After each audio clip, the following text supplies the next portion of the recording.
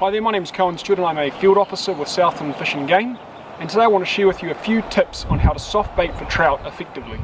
Soft baiting for trout is a highly effective method and it will work in most rivers.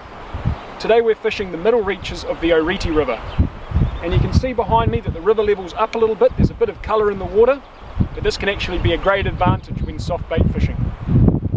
When it comes to equipment, you're going to need a light spinning reel spooled with 6 to 8 pound monofilament line. You'll also need a light spinning rod of about 2 meters in length.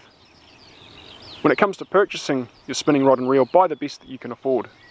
Some anglers prefer to use braided line when soft bait fishing, and that's fine, but you will need to use a trace.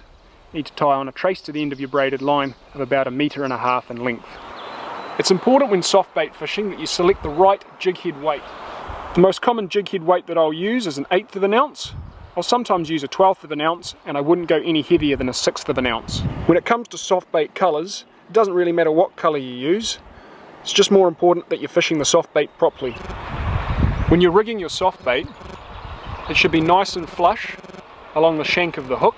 There should be no bends or kinks in the soft bait.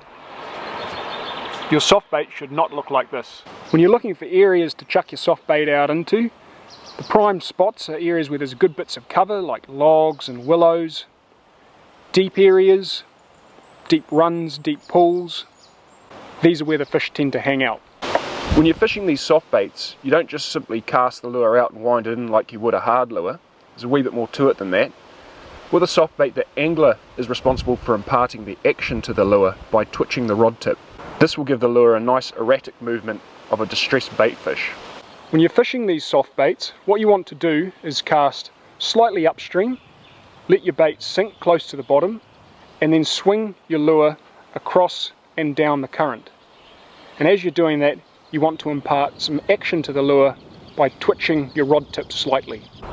You'll tend to get the bites as your soft bait swings across the current. So you can see that when you're fishing these soft baits in the right conditions and you're fishing them properly, you can see it can be very effective. We hope you've found this video useful, and if you've got any further questions, just pop into the Fish and Game office and one of the staff there will be sure to point you in the right direction.